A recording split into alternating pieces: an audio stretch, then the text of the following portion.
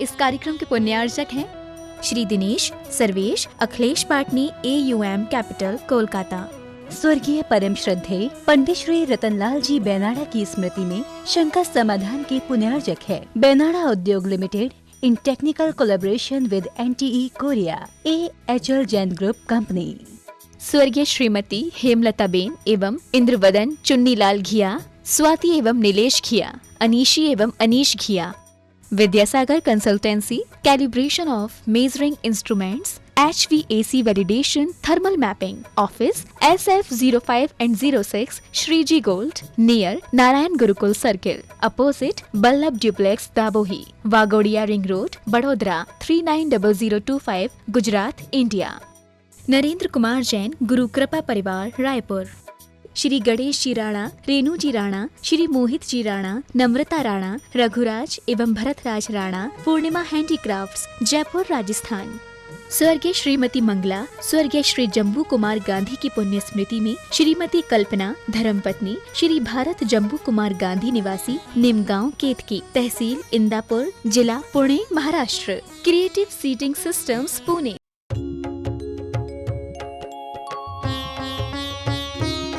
शंका समाधान। बोलिए श्रवण संस्कृति उन्नायक प्रातः स्मरणीय संत शिरोमणि परम पूज्य स्वाटाचार्य गुरुवर विद्यासागर जी महामुनिराज की जय जय जय। बोलिए गुणायतन प्रणेता शंका समाधान प्रवर्तक भावना योग प्रवर्तक प्रखर वक्ता परम पूज्य स्वाट मुनिवर श्री प्रमाण सागर जी मुनिराज की जय जय जय। बोलिए परम पूज्य स्वाट मुनिवर श्री अरह सागर जी मुनिराज की जय जय जय। प्रिय बंधुओं, पारस चैनल, जिनवाणी चैनल एवं प्रमाणिक ऐप के माध्यम से प्रसारित होने वाले आज के शंका समाधान के कार्यक्रम से जुड़े देश एवं विदेश के सभी श्रद्धालुओं का धर्म प्रभावना समिति कटनी हार्दिक अभिनंदन करती है। मैं आपको लिए चलूं शंका समाधान की ओर। इसके पूर्व रोज की तरह हम लोग सभी सामूहिक रूप से पूज्यदेव के चरण कमलों में त्रिवार नमोस्तु निवेदित करते हुए उनके मंगल में आशीर्वाद से अपने को अभिषेक करके साथ करेंगे। तो चलिए हाथ जोड़िए, मस्तक झुकाइए और बोलिए मेरे साथ, नमोस्तु गुरुदेव, नमोस्तु गुरुदेव, नमोस्तु गुरुदेव। हे बोलिए मुनिवर प्रमाण सागर जी महाराज की जय। बंधुओं, पूज्यदेव की प्रेरणानुरूप आज भी दयोदय महासंघ के लिए कुछ स्वीकृतियाँ प्राप्त हुई हैं। मैं उनके नाम का उल्लेख कर रहा हूँ। दुर्गापुर पश्चिम बंगाल से गुणायतन के शिरोमणि संरक्षक श्री अरुण जी राजेश जी ने 20,000 रुपये की राशि स्वास्थ्य लाभ की भावना से भेजी है। बहुत बहुत साधुवाद। और श्री सुशील जी बिलाला बड़नगर उज्जैन मध्य प्रदेश से उन्होंने 13,000 रुपये की राशि भेजा है। शकुंतला देवी जैन अजमेर, तलालचंद जैन कोटा, श्रीमती शर्मिला जैन कोटा, श्रीमती कनकलता धर्मपत्नी सुमत चंद जैन अलवर, किरण कुमार धनपाल सेठे पुणे, इन सभी महानुभावों ने 11,000 रुपये की राशि भेजी है। सभी को बहुत बहुत साधुवाद, गुरुदेव का मंगलमय आशीर्वाद। अब मैं गुरुदेव की आज्ञा से अपने दर्शकों को लिए, श्रद्धालुओं को लिए चलता हूँ शंका समाधान की ओर। और गुरुदेव, प्रथम प्रश्न मैं प्रस्तुत कर रहा हूँ इंदौर मध्य प्रदेश से श्री महेंद्र जी जैन पत्रकार का। कह रहे हैं गुरुदेव कि व्यक्तित्व निर्माण में आवश्यक शर्तों में हमारा व्यवहार, आचरण और सोच शामिल होते हैं। महाराज जी, लेकिन परिस्थितिवश हमारी सोच में बदलाव का असर हमारे व्यवहार पर भी होता है। महाराज जी, हर परिस्थिति में व्यक्तित्व पर आँच न आए, इस पर किस तरह से काम किया जाए और किस योजना से काम किया जाए, कृपया मार्गदर्शन दें। हर परिस्थिति में व्यक्तित्व पर आँच न आए, उसके लिए हम किस योजना से काम करें। सबसे पहले व्यक्ति को चाहिए कि वो अपने आप को भीतर से मजबूत करे, इतना मजबूत करे कि वो परिस्थितियों से प्रभावित न हो। चाहे जैसी विषम परिस्थिति हो, हमारी सोच सही होनी चाहिए, सकारात्मक होनी चाहिए। परिस्थितियों से प्रेरित होकर कदाचित हम अपने व्यवहार में थोड़ा बहुत परिवर्तन कर ले तो वो क्षम्य है, लेकिन अपने उसूलों में परिवर्तन नहीं होना चाहिए।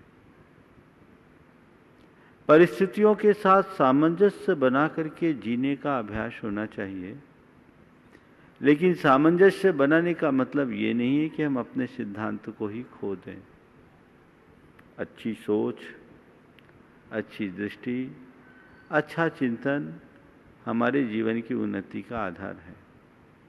हमारे दृष्टि में ऐसे अनेक महापुरुष हैं जिनने अपने जीवन में अनेक प्रकार की विषमताओं को झेला, लेकिन उन विषम स्थिति में भी उन्होंने अपने व्यक्तित्व पर आँच न आने दिया। यथार्थतः अगर विचार किया जाए, परिस्थितियों की विषमता में अपनी व्यक्तित्व पर आँच न आने देना ही अच्छे व्यक्तित्व की पहचान है। चाहे जैसी बात हो, हमारी सोच प्रभावित नहीं होना चाहिए। हमने कर्ण के जीवन चरित्र को पढ़ा है। कर्ण जगत में प्रसिद्ध थे दानी कर्ण के नाम पर, और उन्होंने अपने जीवन के अंतिम दिनों में भी जब दान लेने के लिए आया तो कुछ नहीं तो अपने दांत के स्वर्ण का दान किया। ये व्यक्तित्व की पहचान है। तो चाहे जो हो, हमारी मूल भावना कभी खत्म नहीं होनी चाहिए। चाहे जैसा कुछ हो, प्राणात्तये न सपथात चलंति संत। प्राण जाने की नौबत भी आ जाए तो सत्पुरुष अपने लक्ष्य से विमुख नहीं होते। जो लोग परिस्थितियों के अनुरूप अपना उसूल बदल देते हैं, वे लोग केवल अवसरवादी होते हैं, लेकिन अपने उसूलों पर दिल रहते हुए परिस्थितियों के साथ जो सामंजस्य बना करके जीते हैं, सच्चे अर्थों में वे ही ऊंचाइयां छू पाते हैं। पूज्य गुरुदेव, बिनौली बागपत उत्तर प्रदेश से श्री नितिन जैन कह रहे हैं, महाराज जी, किसी ने कहा है कि दर्द और खुशी दोनों ही हमारे जीवन के बहुत अच्छे शिक्षक हैं, क्योंकि दोनों ही हमें अपनी स्थितियों में कुछ न कुछ सिखाते जरूर हैं। तो महाराज श्री, हम अपने जीवन में आए दर्द और खुशी से कैसे शिक्षा ग्रहण करें? अगर दृष्टि हो तो आप दर्द से भी शिक्षा ले सकते हैं और खुशी से भी। जीवन में कैसा भी दर्द हो, ये सोचो ये दर्द थोड़े समय का है। दर्द से सहन शक्ति की शिक्षा ले सकते हो। और जीवन में कितनी भी बड़ी खुशी हो, ये सोचो ये खुशी भी थोड़े देर की है। इससे अपने अहम को जीतने की कला सीख सकते हो, अपनी आसक्ति को मिटाने की कला सीख सकते हो। दूसरी तरफ जब दर्द हो तो हम औरों के प्रति संवेदना जागृत कर सकते हैं। जैसे दर्द मुझे पीड़ित करता है, औरों को भी पीड़ित करता होगा। अपने दर्द का एहसास करते हुए औरों के दर्द का आभास करना, ये बहुत बड़ी संवेदनशीलता का बहुत अच्छा उदाहरण है। इसी तरह जब खुशी हो, हम खुशी की अनुभूति करें तो हमारे हृदय में खुशियाँ बांटने की सीख लें। दर्द को सहने की कला विकसित करनी चाहिए और खुशियों को बांटने का गुण। यदि ये दोनों चीज़ें हमारे जीवन में आए तो हम अपने जीवन में एक नया आयाम दे पाएंगे। पूज्य गुरुदेव, गढ़ा कोटा जिला सागर मध्य प्रदेश से श्री प्रवीण सिंह ही कह रहे हैं, आत्म छवि क्या होती है, एक अच्छी आत्म छवि का निर्माण किस प्रकार से किया जाता है एवं यह जीवन के विकास में किस प्रकार सहायक हो सकती है, कृपया गुरुदेव मार्गदर्शन दें। देखिए, आत्म छवि की अगर बात करो तो यथार्थ आत्मा की तो कोई छवि है ही नहीं, छवि तो जड़ की है। आत्मा तो निराकार है, वो अमूर्त है, उसकी कोई छवि नहीं। लेकिन हाँ, लोक में हर व्यक्ति की अपनी व्यक्तिगत छवि होती है जो हमारे व्यक्तित्व के रूप में जानी जाती है, व्यक्तित्व के रूप में देखी जाती है। हमारी लोगों की दृष्टि में क्या इमेज है, हमने कैसी छवि बनाई, ये हर व्यक्ति को आंकना चाहिए। आप देखिए, अपने अंतर्मन को टटोल करके देखिए कि आपकी पहचान किस रूप में है। आप किस रूप में जाने जाते हैं, एक अच्छे, मिलनसार, सदाचारी, सत्पुरुष, परोपकारी, धर्मात्मा व्यक्ति के रूप में, या एक उदंड, दुष्ट, स्वार्थी, मक्कार, धूर्त, दुरात्मा व्यक्ति के रूप में। ये हर व्यक्ति के जैसी जीवन शैली होती है, जैसी उसकी सोच और चिंतन की धारा होती है, उसके अनुरूप उसका व्यक्तित्व बनता है, और जिसका जैसा व्यक्तित्व होता है वही उसकी छवि बन जाती है। पूज्य गुरुदेव, कुम्हेर भरतपुर राजस्थान से श्री रमेश चंद्र गर्ग पूछ रहे हैं, महाराज श्री, आप कहते हो नेकी कर दरिया में डाल, तो फिर ये हो गया 2 दिन पहले, नेकी कर दरिया। अच्छा, तो फिर ये छोटी छोटी सहयोग राशि की उद्घोषणाओं का क्या प्रयोजन। महाराज श्री, एक संत ने मुझे बताया था कि दान की 2 परिणति होती है, एक सामाजिक प्रशंसा या पुण्य, मिलती एक ही है। सामाजिक प्रशंसा चुनी तो पुण्य नहीं, तो गुरुदेव वस्तु स्थिति क्या है महाराज श्री, और उत्तम क्या है, बैंड बाजे के साथ दान या गुप्त दान। देखिए, प्रश्नकर्ता ने जिस तरह की बात उठाई है वो एक दृष्टि से सही है। हम दान अगर केवल सामाजिक प्रशंसा की भावना से करेंगे तो हमें प्रशंसा मिलेगी, और पुण्य के भाव से करेंगे तो पुण्य मिलेगा। इसलिए कभी भी दान करो, मान के लिए मत करो, दान करके कभी मान मत करो। लेकिन मैं हमेशा कहता हूँ, दान करके कभी मान मत करो, पर दानी का सदा सम्मान करो। क्या मतलब है?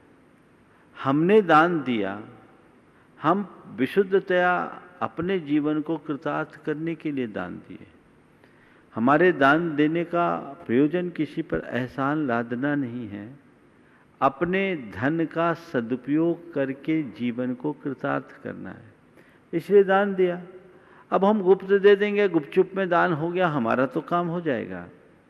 लेकिन कई बार हमारे द्वारा दिए गए दान को देखकर औरों को भी दान देने की प्रेरणा मिलती है। इसलिए अगर उजागर करके भी दान देते हैं तो कोई बुराई नहीं है। आप इस भाव से दान मत दो कि मैं दान दूंगा तो मेरा नाम होगा, लेकिन आपके दान के नाम की घोषणा कोई करे तो आपको आपत्ति नहीं होनी चाहिए, क्योंकि आपकी एक घोषणा से अनेक का मन बन सकता है। फिर दूसरी बात, थोड़ा सा दूसरे हिसाब से सोचिए।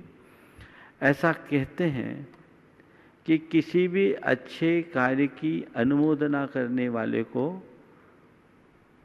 जिसके निमित्त से पुण्य मिलता है, उन सबका 6वां भाग उसके खाते जाता है। आपने दान दिया, आपके दान की उद्घोषणा हुई, लोगों ने उसकी अनुमोदना की। ये पुण्य की अनुमोदना है या पाप की? पुण्य की अनुमोदना है। तो उस पुण्य की अनुमोदना करके उनने पुण्य कमाया या पाप? किसके निमित्त से कमाया? आपके द्वारा किए गए दान के घोषणा के निमित्त से। तो आपने दान दिया, उसकी उद्घोषणा हुई और हजारों लोगों ने उसका पुण्य कमाया। तो एक के निमित्त से हजारों को पुण्य कमाने का अवसर मिला, तो तुम्हारे निमित्त से जो हजारों लोगों को पुण्य कमाने का अवसर मिला, तो तुम्हें इसका दोहरा लाभ है। क्या लाभ? तुमने दान दिया, उसका पुण्य तो है ही, तुम्हारे निमित्त से दान की अनुमोदना जन पुण्य लोगों ने पाया, उसका 6वां भाग तुम्हारे पास है। इसलिए व्यापक दृष्टिकोण रखना। लोग एक दूसरे को देखकर दान देते हैं, उससे आने वाली पीढ़ियों को भी प्रेरणा मिलती है। एक समय तक मैं इस पक्ष में नहीं रहता था कि लोग दान दे तो अपना पटिया लिखाए, लेकिन अभी कोलकाता में था, वहां पर बहुत सारे अग्रवाल जैन बंधु जो जैन धर्म से विमुख हो गए थे, उनको वापस मुख्य धारा में लाने के क्रम में एक परिवार ऐसा आया जिसने वहां के नया मंदिर में देखा कि मेरे पिताजी का, दादाजी का दान इस मंदिर में किया हुआ है, निर्माण किया हुआ, वो जैन धर्म का पालन करते थे, मुझे जैन धर्म का पालन करना। ये प्रेरणा किससे मिली? उस पटिये से मिली। एक स्थान पर मैं था, एक धर्मशाला बनी हुई थी, उनके दादाजी ने धर्मशाला बनाई। पोते आकर के देखते हैं हमारे दादाजी का नाम लिखा हुआ है, दादाजी ने ये धर्मशाला बनाई है, हमें भी ऐसा काम करना चाहिए। तो यदि पीढ़ियों को प्रेरणा देने के भाव से नाम हो तो वो गलत नहीं है, पर लोग मेरा नाम जाने ये ख्याल है तो गलत है। इसलिए जब जैसी आवश्यकता हो, जब सामूहिक जरूरत हो, वहां दान उजागर कर दो, ताकि एक के दान के साथ अनेक दान दे। अभी देखो जीव दया के लिए यहाँ बोलना शुरू किए तो रोज आज भी आ रहा है, सुन सुन के आ रहे, भाई हमको भी करना चाहिए। गुपचुप 2, 4, 10, 20 लोग देते तो इतने लोगों को मौका मिल पाता क्या? तो नाम के लिए दान मत दो, पर दानी का नाम जरूर लो, उससे दूसरे प्रेरणा लेंगे। तो सामूहिकता जहां हो वहां दान को खूब प्रकाशित करके करो, कोई बुराई नहीं। हाँ, किसी को व्यक्तिगत आप लाभ दे रहे हो, व्यक्तिगत सहयोग दे रहे हो, तो वो इस तरीके से दो कि तुम्हारे एक हाथ से दूसरे हाथ को भी पता न लगे। वहां गुप्त ही प्रयोजनी है। इसलिए इसमें किसी एक बात का आग्रह रखना उचित नहीं, प्रसंग और परिस्थिति के अनुरूप निर्णय लें। पूज्य गुरुदेव, कोतमा मध्य प्रदेश से संध्या राजेंद्र जैन हॉस्पिटल रोड कह रही हैं कि गुरुदेव, मैंने कहीं पढ़ा था कि जब मनुष्य जन्म लेता है तो उसके पास सांसें तो होती हैं पर कोई नाम नहीं होता, और जब मनुष्य की मृत्यु होती है तो उसके पास नाम तो होता है, सांसें नहीं होती है। सांसों के और नाम के बीच की यात्रा को जीवन कहते हैं। तो ना किसी के अभाव में जियो, ना किसी के प्रभाव में जियो। यह जिंदगी आप ही है, अपने स्वभाव में जियो। गुरुदेव, हम किसी के अभाव या प्रभाव से कैसे बचें और अपने स्वभाव में कैसे जिएं? बिल्कुल सही बात है। जब हमारा जन्म हुआ हमारे पास सांसें थी, नाम नहीं। मरण के बाद नाम होता है पर सांसें नहीं। नाम और सांसों के बीच की का जो पक्ष है वो हमारी जिंदगी है। न तो अभाव में जियो, न प्रभाव में जियो, अपने स्वभाव में जियो। हम अभाव और प्रभाव से कैसे बचें? समभाव धार लो। समभाव को धार लो तो न तो तुम्हें तुम्हारा अभाव दिखेगा, न तुम्हें किसी का प्रभाव दिखेगा। तुम अपने स्वभाव में टिके रहोगे। मन में क्षमता तो होनी चाहिए। मनुष्य को सदैव आध्यात्मिक दृष्टि रखनी चाहिए, आत्मदृष्टि रखनी चाहिए, सकारात्मक सोच रखना चाहिए, कर्म सिद्धांत पर विश्वास रख करके चलना चाहिए और संतोष मूलक वृत्ति अपनानी चाहिए। यदि ऐसी बातें हमारे जीवन में घट जाए तो किसी का अभाव या प्रभाव हम पर रंच मात्र प्रभाव नहीं देगा। हमारा संभाव हमेशा कायम रहेगा। पूज्य गुरुदेव, छतरपुर मध्य प्रदेश से अक्षत जैन कह रहे हैं। महाराज श्री, मेरी जिज्ञासा यह है कि विद्यार्थी जीवन में विद्यार्थी को भावना योग किस तरह से मदद कर सकता है और विद्यार्थी को अपने मन में क्या कमांड देना चाहिए ताकि उसे पढ़ा हुआ जल्दी याद हो सके। देखिए, बहुत अच्छा सवाल है। हालांकि कुछ दिन में मैं विद्यार्थियों के लिए अलग से पूरा एक भावना योग का संस्करण देना चाह रहा हूँ, लेकिन यहाँ पूछा है, आज सबके लिए मैं बोल देता हूँ। विद्यार्थियों को पढ़ने के लिए कुछ विशेष प्रकार के संकल्प प्रकट करने चाहिए। प्रार्थना करते समय प्रभु से ये कामना करना चाहिए कि हे प्रभु, मुझ में सही समझ हो, मैं अपने लक्ष्य के प्रति समर्पित रह सकूं। उसे इस तरह की बात करनी चाहिए कि हे प्रभु, मेरे अंदर ऐसी समझ प्रकट कर दो कि मैं अपने हित को पहचान सकूं, अपने लक्ष्य को ध्यान में रख सकूं, मैं अपने पढ़ाई में मन लगा सकूं, अपनी सोच को सकारात्मक रख सकूं और बड़ों को हमेशा मान दे सकूं, उनका बहुमान कर सकूं। इस आशय की बात उन्हें अपनी प्रार्थना में करनी चाहिए और आगे जो रेजोल्यूशन है उसमें उन्हें बार बार दोहराना चाहिए। मुझे अध्ययन करना है, मुझे अध्ययन करना है, मुझे अध्ययन करना है, मुझे अध्ययन करना है, मुझे मन लगाना है, मुझे मन लगाना है, मुझे मन लगाना है, मुझे अपना काम करना है, मुझे अपना काम करना है, मुझे अपना काम करना है, मुझे अपना काम करना है, मुझे ध्यान से पढ़ना है, मुझे ध्यान से पढ़ना है, मुझे ध्यान से पढ़ना है, मुझे अपना काम करना है, मुझे अपना काम करना है, मुझे आत्मनिर्भर बनना है, मुझे आत्मनिर्भर बनना है, मुझे लक्ष्य पाना है, मुझे लक्ष्य पाना है, मुझे लक्ष्य पाना है। इस आशय की बातें अगर दोहराएं तो बड़ा फर्क पड़ेगा। एक बच्चा था तो तेज, लेकिन चंचलता थी, पढ़ाई में मन नहीं लगता था। उसकी माँ ने मुझसे कहा, महाराज ये लड़का इतना तेज है, इसका माइंड इतना शार्प है कि यदि ये मन लगा के पढ़ ले तो महाराज ये कुछ भी कर सकता, पर इसका मन नहीं लगता। मैंने उससे बुला करके पूछा, क्यों भाई, क्या बात है, तुम्हारा मन क्यों नहीं लगता?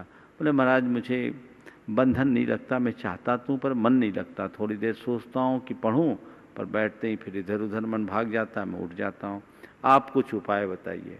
तो मैंने उसको बोला कि तुम ये बात बार बार दोहराओ, मुझे अध्ययन करना है, मुझे अध्ययन करना है, मुझे अध्ययन करना है, मुझे मन लगाना है, मुझे मन लगाना है।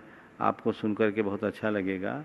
उस लड़के को धीरे धीरे धीरे धीरे अब मन लगने लगा, अब अच्छे से अध्ययन भी करने लगा। तो ये चीज़ें एक दिन में नहीं होगी, इसके लिए लंबा आपको अभ्यास करना होगा। कई महीनों तक जब आप इस तरह का प्रयोग करेंगे तो आप अपने मूल लक्ष्य को प्राप्त कर सकेंगे। जिन बातों से मन भटकता है उन सब से अपने आप को डाइवर्ट करें और अपने कार्य के प्रति, अपने लक्ष्य के प्रति रुचि जगाएं, निश्चित सफलता होगी।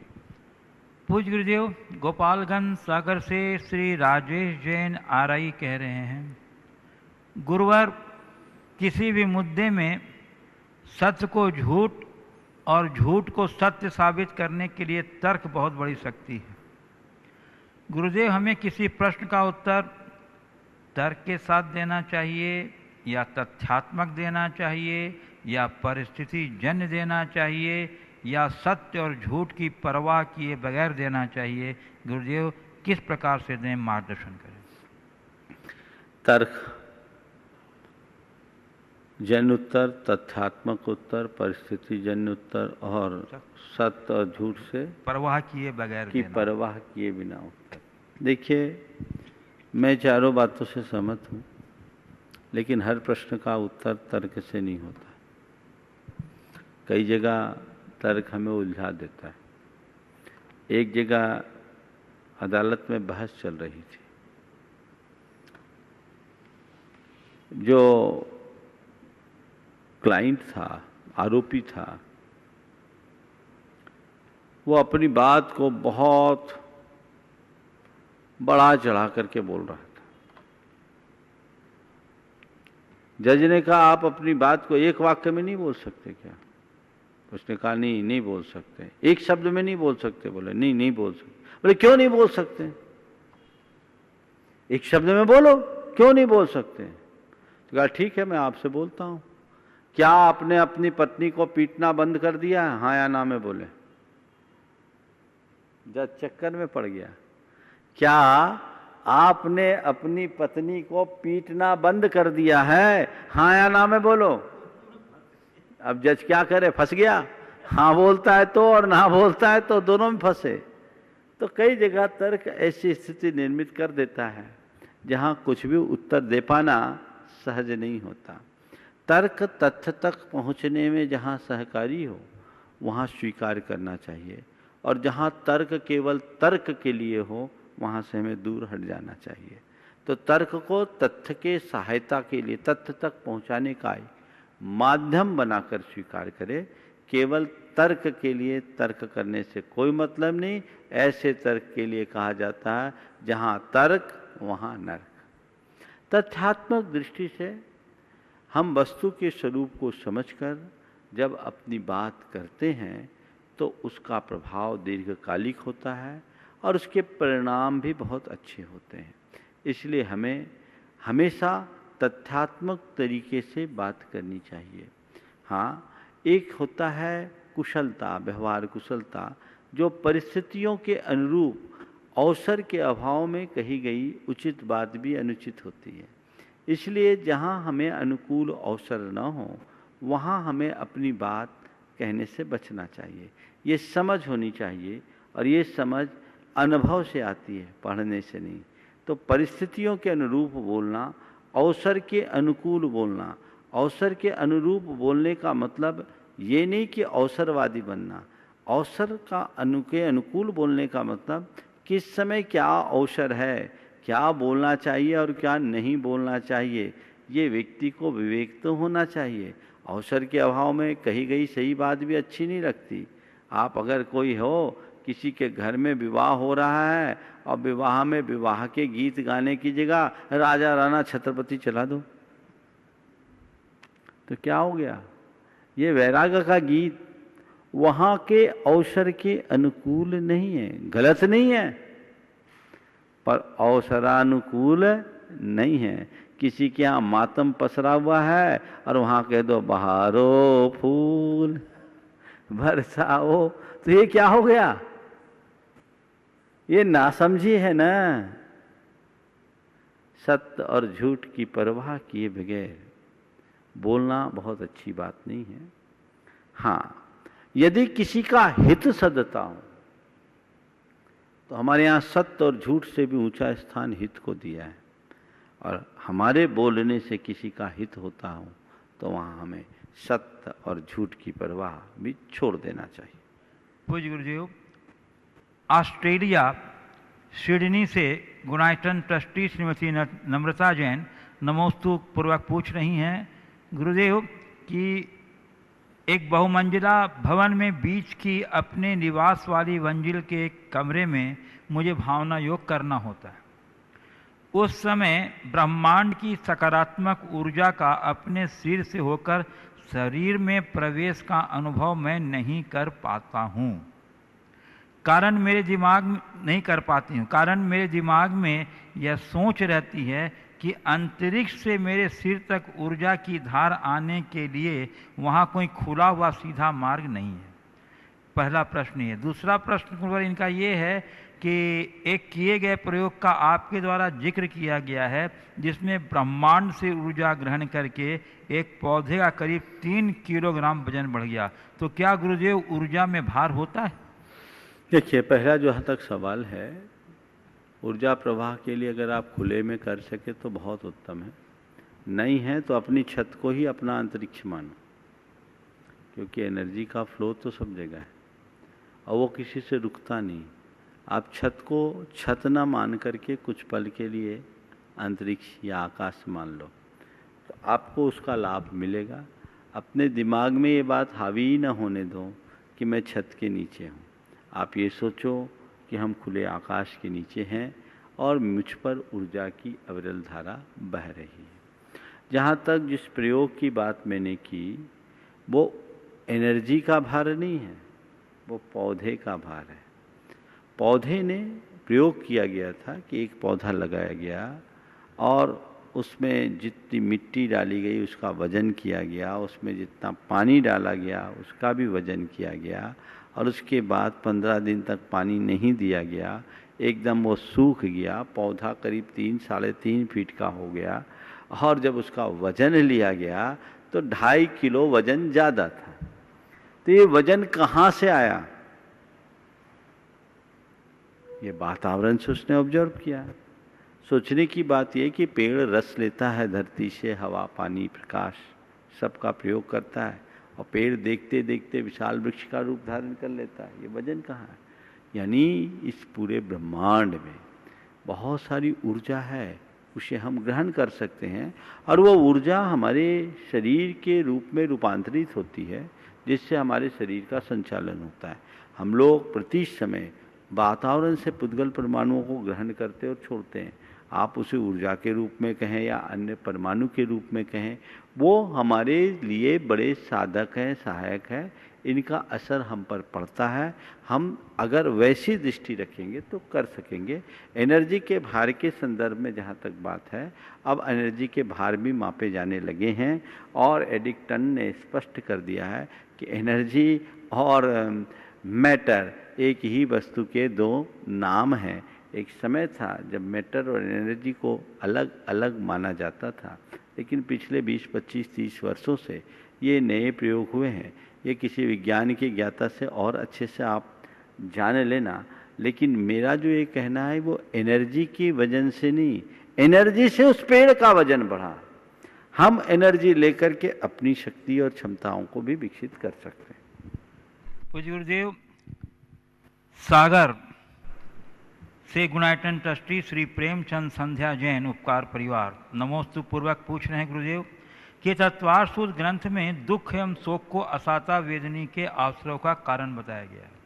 महाराज श्री जी, गुरुओं के विक्षोभ और वियोग के क्रम में दुख हो, शोक हो, अश्रुपात हो, तो क्या यह भी असाता वेदनी कर्म के आश्रय का कारण बनेगा? क्यों नहीं होगा? अगर व्याकुलता जहाँ है तो आकुलता दुख है और दुख में नुकसान है। तत्वज्ञानी बनो। ये मोह के कारण आंसू क्यों बहाते हो? ये तो रुलाता है, संसार बढ़ाता है, इससे बचना चाहिए। एक बार गुरुदेव ने मुझसे कहा था कि गुरु के प्रति भी भक्ति होनी चाहिए, मोह नहीं।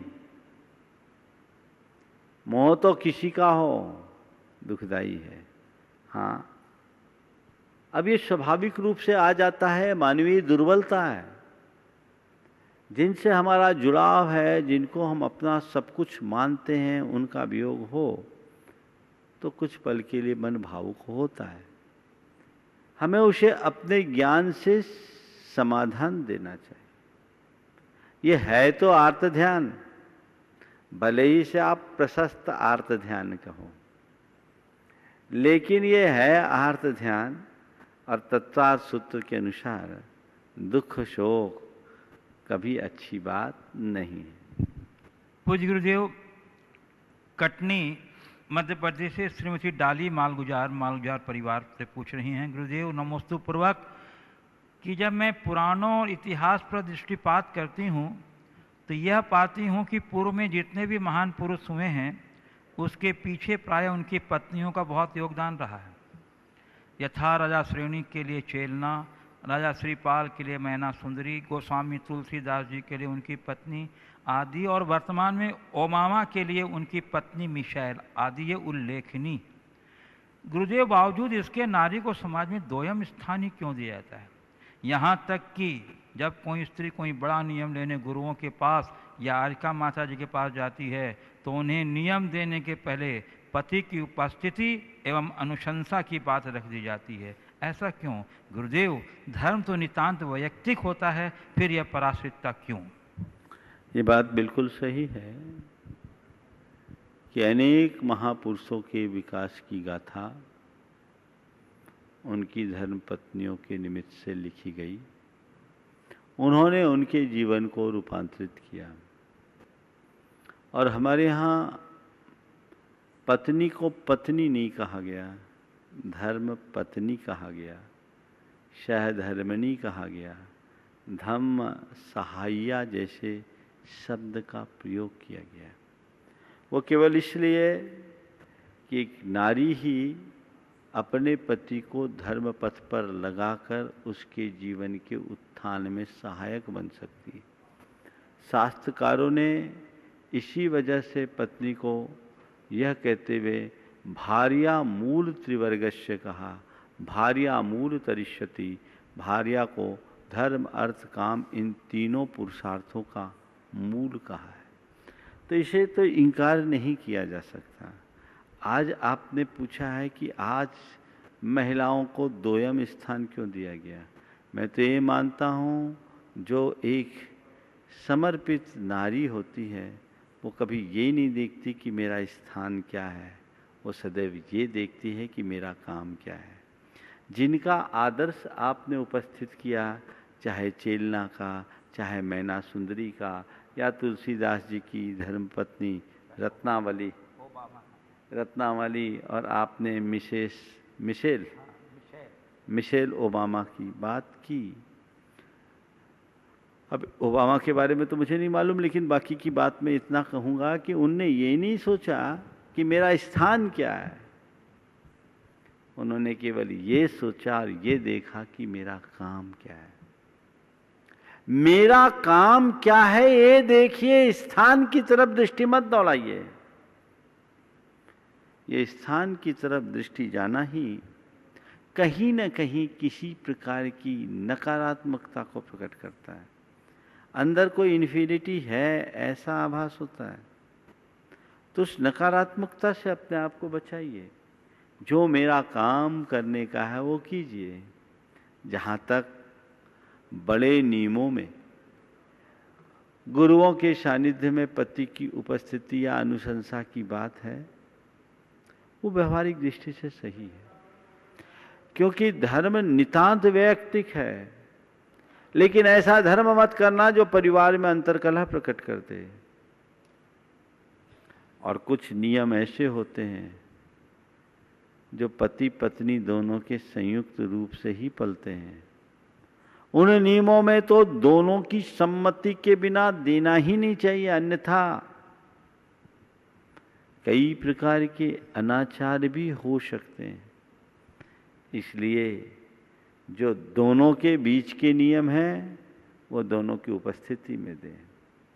और कोई नियम उसके लिए अपने घर परिवार की पृष्ठभूमि को देख कर लेना चाहिए। आपने नियम ले लिया, एक बार ऐसा हुआ, एक बहन जी ने नियम ले लिया, वो धार्मिक थी, उनका पति उतना धार्मिक नहीं था, वो अपनी पत्नी के नियम से चिढ़कर मंदिर जाना ही बंद कर दिया। अब बोलो, आपस में झगड़ा मचा सो मचाई, तो ये ठीक है क्या? आप व्यक्तिगत धर्म करो, लेकिन वो कहता है कि ये धर्म करे लेकिन एक साथ ना करे, पति का ये कहना था। मैं भी अपने आप को चेंज करना चाहता हूं, लेकिन एकाएक ये मुझ पर सब कुछ थोपेगी तो मैं क्या करूं? यही सब करना था, उसने एक शब्द कहा, यही सब करना था, शादी क्यों की? अब विवाह किया है, ठीक है, तुम्हारी व्यक्तिगत रुचि है तो या तो दीक्षा लो, घर पर रहते हुए तो थोड़ा तालमेल बना के चलना चाहिए। हालांकि सभी को धार्मिक कार्यों में एक दूसरे का सहायक होना चाहिए, पूरक बनना चाहिए, प्रेरक बनना चाहिए, लेकिन हमेशा सभी धार्मिक लोगों से मैं कहूँगा, खासकर महिलाओं से, ऐसा धर्म मत करो जो घर में झगड़ा खड़ा करे। धर्म को इस तरह से जियो कि हमेशा का झगड़ा और रगड़ा खत्म हो जाए, तब जीवन का आनंद है। पूज्य गुरुदेव, जयपुर निवासी, न्यूयॉर्क यूएसए प्रवासी, गुणायतन के शिरोमणि संरक्षक श्री दिनेश जी, श्रीमती विनीता जी पापड़ीवाल नमोस्तु पूर्वक पूछ रहे हैं, गुरुवर धन मनुष्य की सुगति या दुर्गति कैसे करता है? मनुष्य को सुगति प्राप्त करने के लिए धन का उपयोग कैसे करना चाहिए? बहुत अच्छा सवाल है और शायद पहली बार किसी ने इस दृष्टि से कोई सवाल रखा है। धन मनुष्य की सुगति का और दुर्गति का कारण कैसे बन सकता है? और नीचे क्या बोला? धन मनुष्य की सुगति या दुर्गति कैसे करता है और मनुष्य को सुगति प्राप्त करने के लिए धन का उपयोग कैसे करना चाहिए? बहुत सुंदर। धन मनुष्य की सुगति या दुर्गति कैसे कर सकता है? बड़ा महत्वपूर्ण सवाल है। देखा जाए तो धन से न सुगति है न दुर्गति। धन के ममत्व से दुर्गति है और धन के त्याग से सुगति।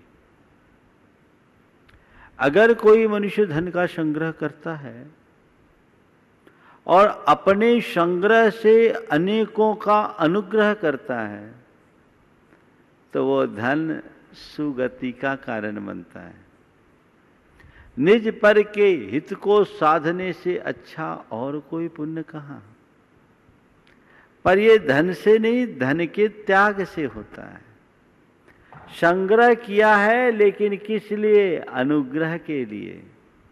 तो संग्रह से यदि अनुग्रह करे तो धन हमारी सुगति का कारण बन सकता है, बनता है।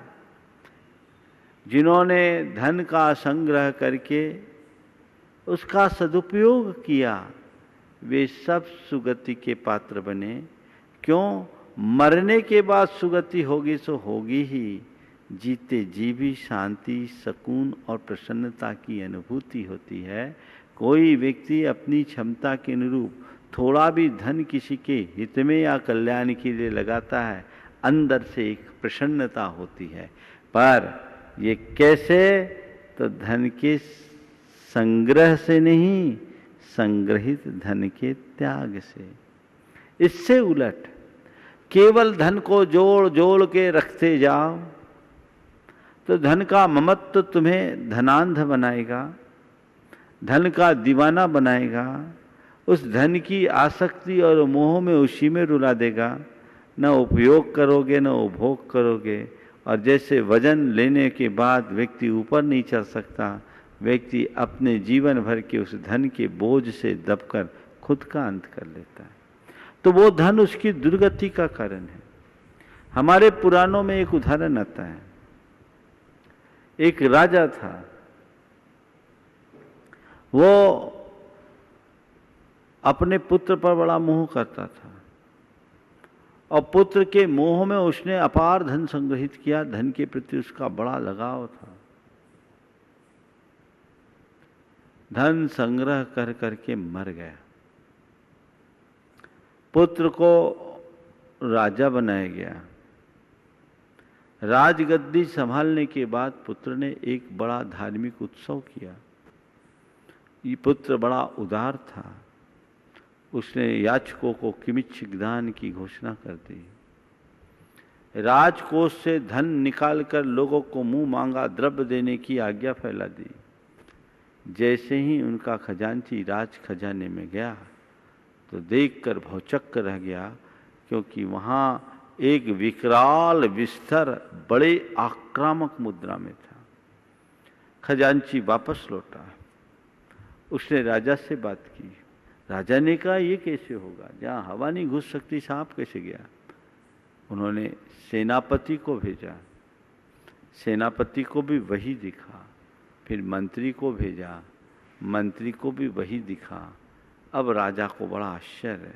दान के बिना अनुष्ठान न हो रहा और राजकोष से दान निकाले बिना काम नहीं। लेकिन सर्प बैठा है, कैसे करे? सर्प को छेड़ भी नहीं सकते और सर्प का सामना भी नहीं कर सकते। क्या किया जाए? राजा स्वयं गया, देखा तो उसे भी बड़ा आश्चर्य हुआ। सर्प तो था, लेकिन जैसे ही राजा से सर्प की आंखें मिली, सर्प शांत होकर एक तरफ बैठ गया। राजा ने उसी क्षण कुछ धन निकाला और लोगों में बंटवाया, लेकिन उसके मन में एक सवाल खड़ा हो गया कि आखिर बात क्या है, ये सांप कौन है, यहाँ कैसे आया, और मेरे खजांची, सेनापति और मंत्री को देखकर तो आक्रामक हुआ, मुझे देखकर इतना शांत क्यों हो गया, क्या ये लोग ईमानदार नहीं हैं? एक मुनिराज आए और मुनिराज से उसने पूछा, तो मुनिराज ने बताया, राजन क्या बताऊं, वो सांप और कोई नहीं तुम्हारे पिता है। जीवन भर धन का संग्रह कर करके मरे और अब सर्पराज हो गया, उसी धन पर जाकर बैठ गया। आज भी उसका धन पर मोह है, इसलिए वहां बैठा है। तुम्हारे मंत्र खजांची, सेनापति और मंत्री को देखकर उसने आक्रामक रूप अपनाया, क्योंकि उसका उस पर भरोसा नहीं था, पर तुमसे अभी भी उसका मोह है, इसलिए तुम्हें देखकर शांत हो गया, तुम्हें देखकर शांत हो गया। महाराज उनका उद्धार कैसे होगा? उनका उद्धार मैं नहीं कर पाऊंगा, उनका उद्धार तुम कर सकते हो, जाओ उसको संबोधो, संबोधो। और जब उन्होंने संबोधा, उस सांप को अपने पूर्व जन्म की स्मृतियां हो आई और उसने अपना मोह त्याग कर, कहते हैं, अपना समाधि मरण करके कल्याण किया, और राजा को भी इस घटना से वैराग हुआ, सतपथ पर निकल गया। तो जिसने धन का दुरुपयोग किया उसकी दुर्गति हुई, और जिसने धन का सदुपयोग किया उसकी सदगति हुई। एक बार पुनः दोहराता हूं, धन न तो सुगति का कारण है और धन न तो दुर्गति का कारण है। धन धन है, धन के सदुपयोग से सदगति है, और धन के ममत्व से दुर्गति। ठीक है, और धन के त्याग से हम अपने जीवन का उत्थान कर सकते हैं।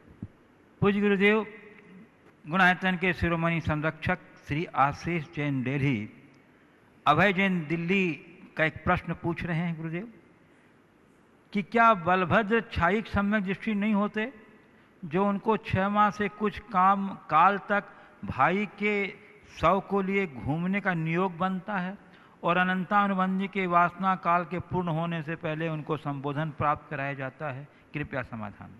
देखिए, बलभद्र आदि क्षायिक सम्यक दृष्टि भी हो सकते हैं, होते हैं। श्री राम तो क्षायिक सम्यक दृष्टि थे ही, उसमें कोई संशय नहीं। लेकिन 6 महीने तक उन्होंने लक्ष्मण जी के शरीर का अंतिम संस्कार नहीं किया। क्यों? क्योंकि वो इस बात को स्वीकार नहीं कर पाए कि लक्ष्मण का अवसान हो गया। सबकी नज़र में लक्ष्मण मर चुके थे, लेकिन रामचंद्र जी की दृष्टि में वो मूर्छित थे। उन्हें लगा कि जैसे एक बार शक्ति लगी थी, लक्ष्मण मूर्छित हो गया, इसी तरह वो मेरी किसी वजह से अभी अचेत है, ये जीवित हो जाएगा। और महापुरुषों के शरीर की ऐसी विशेषता होती है कि 6 महीने तक उसमें कुछ विकृति नहीं दिखती। तो ऊपर से देखने में लक्ष्मण जी का शरीर ऐसा नहीं दिख रहा था कि उनका प्राणांत हो गया, वो अचेत जैसे पड़े थे, शरीर में किसी प्रकार की विकृति नहीं। तो ये राग, भाई का प्रेम, वो ये तो मानते थे कि हर आत्मा अजर अमर है, जो जन्म लिया उसको एक दिन मरना है, शरीर की उत्पत्ति होती है, शरीर का विनाश होता है, जिसका जन्म हुआ उसका मरण निश्चित है। इस बात में रामचंद्र जी के मन में रंचमात संशय नहीं था, लेकिन उनकी दृष्टि में अभी लक्ष्मण का साथ छूटा नहीं था। जिस दिन उनको यथार्थ का बोध हुआ, फिर थोड़ी रोएगा है, फिर तो वो अपने कल्याण के रास्ते पर लग गए। तो ये चीजों को समझने की बात है, इसलिए क्षायिक सम्यक दर्शन इसमें बाधक नहीं बनता। और एक बात ध्यान रखना, ये व्यवहार क्षायिक सम्यक दर्शन है, वहाँ हमारी श्रद्धा और आचरण में भिन्नता होती है, क्योंकि बीच राग है, शराग है, राग छूटा नहीं है। जब बीतराग अवस्था में जाएंगे तब उन्हें समझ में आएगा कि मेरी आत्मा के अलावा कुछ है ही नहीं।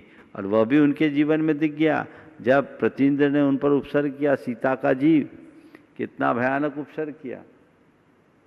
जिस सीता की खोज में दर दर तक घूमे, वही सब दृश्य सामने दिख रहा है, लेकिन रामचंद्र जी अब बिल्कुल अप्रभावित हैं। क्यों? भीतर की सीता से परिचय हो गया, अब बाहर कोई दृष्टि नहीं। वे ध्यान में ऐसे मग्न हुए कि उसी स्थिति में उनको केवल ज्ञान हो गया। उन्होंने भगवत्ता को प्राप्त कर लिया, अरहंत अवस्था को प्राप्त कर लिया। तो ये भूमिका अनुरूप परिणति होती है और उसे उसी संदर्भ में समझना चाहिए। पूज्य गुरुदेव, अब मैं पूज्य मुनि श्री अरहत सागर जी महाराज के चरण कमलों में प्रार्थना निवेदित करता हूँ कि हे गुरुदेव, अपनी उपयोगी प्रश्न से हम लोग को लाभान्वित करें। नमोस्तु मराश्री। छायक सम्यक दर्शन से है। छायक सम्यक दृष्टि की स्थिति 66 सागर की है। तो मेरा पूछना है कि राजा शणैक तो प्रथम नरक में है, तो उनकी आयु 66 सागर कैसे बनेंगे? छायिक सम्यक दर्शन की स्थिति 66 सागर कहाँ पढ़ लिया आपने? छायक सम्यक दृष्टि की नहीं, छायिक सम्यक दर्शन की स्थिति 8 वर्ष अंतर मुहूर्त कम 2 पूर्व कोटि अधिक 33 सागर। 33 सागर। हाँ, और यहाँ पर राजा श्रेणिक मात्र 84,000 वर्ष की आयु लेकर नरक में गया है।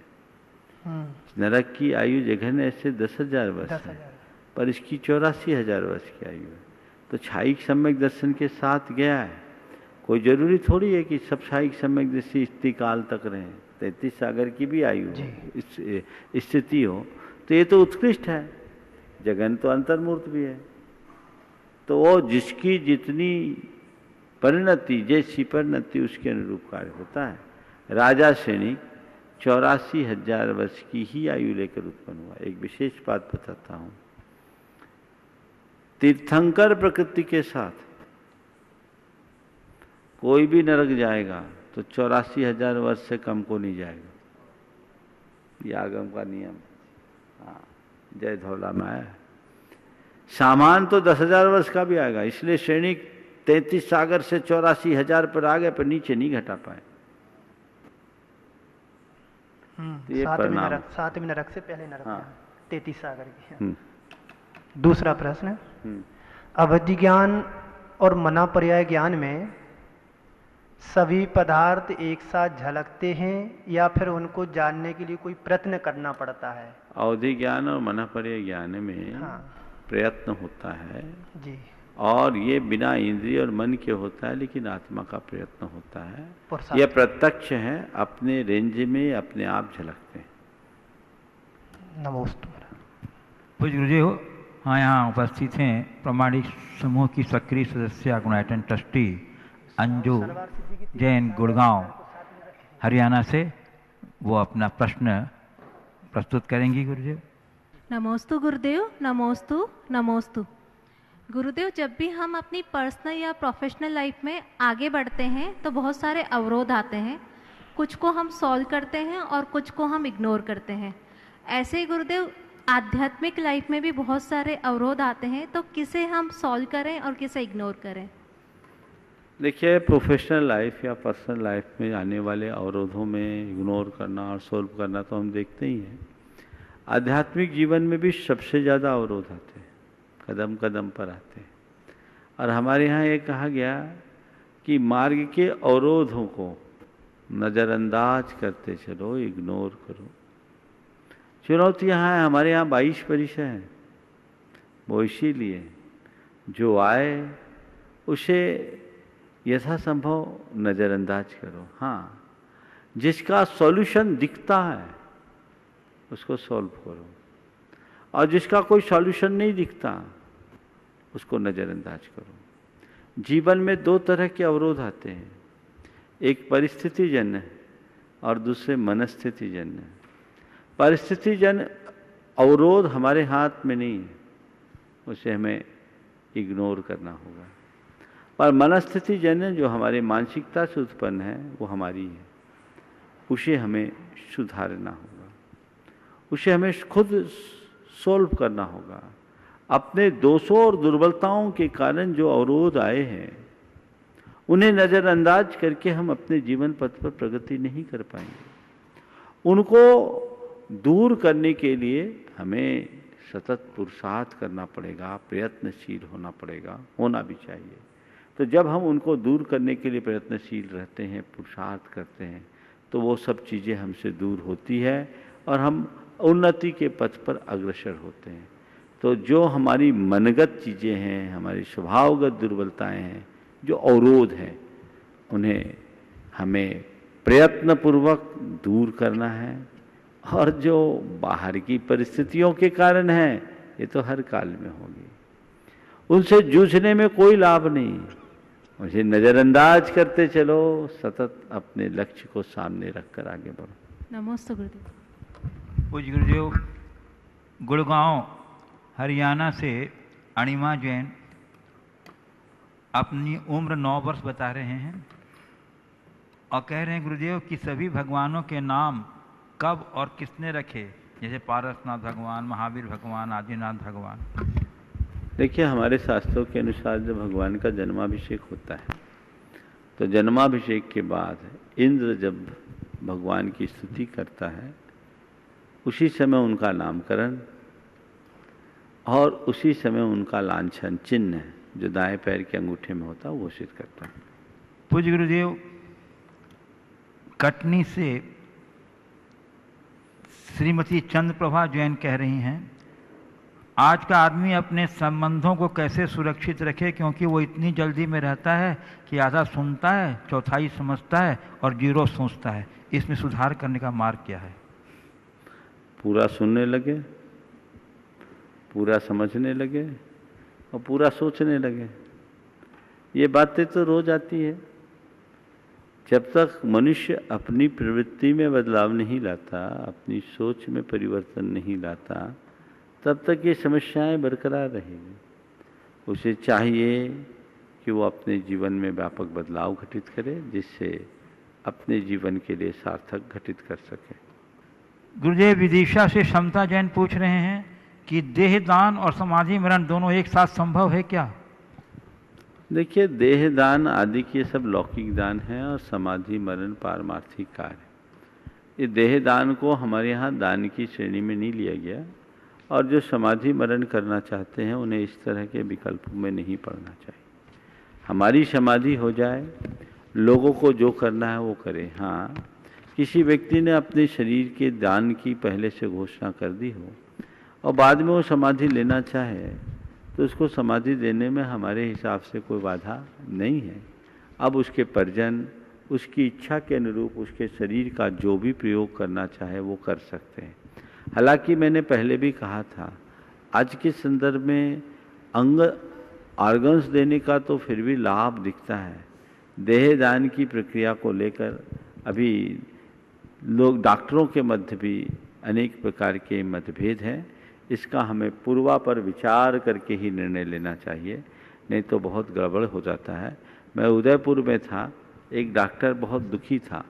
उसने मुझसे, मैंने पूछा क्यों? बोले महाराज क्या करूं, मेरी मम्मी का देह दान हो गया और मम्मी ने बहुत पहले से कहा था, मेरे भाइयों ने कह दिया। बोले तुम डॉक्टर हो करके इतना क्यों सोच रहे हो?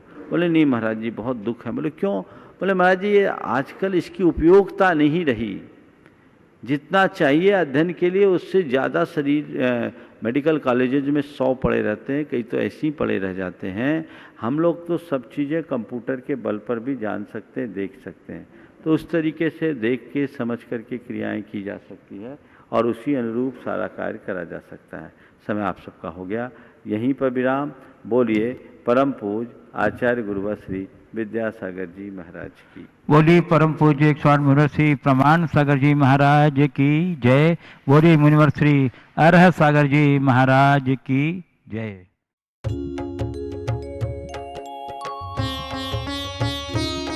शंका समाधान।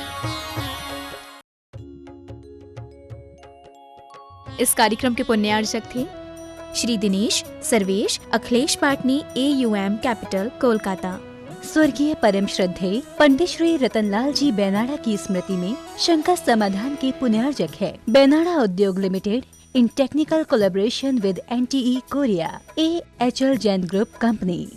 स्वर्गीय श्रीमती हेमलताबेन एवं इंद्रवदन चुन्नीलाल घिया, स्वाति एवं नीलेश घिया, अनीशी एवं Anish Ghiya, Vidyasagar consultancy, calibration of measuring instruments, HVAC validation, thermal mapping, office SF05 and 06, Shreeji gold, near Narayan Gurukul circle, opposite Ballabh duplex Dabhoi, Waghodia ring road, बड़ोदरा 390025, गुजरात, इंडिया। नरेंद्र कुमार जैन, गुरु कृपा परिवार, रायपुर। श्री गणेश जी राणा, रेणु जी राणा, श्री मोहित जी राणा, नम्रता राणा, रघुराज एवं भरतराज राणा, पूर्णिमा हैंडीक्राफ्ट्स, जयपुर, राजस्थान। स्वर्गीय श्रीमती मंगला, स्वर्गीय श्री जम्बू कुमार गांधी की पुण्य स्मृति में श्रीमती कल्पना, धर्मपत्नी श्री भारत जम्बू कुमार गांधी, निवासी निमगांव, केतकी, तहसील इंदापुर, जिला Pune, Maharashtra. Creative seating systems, Pune.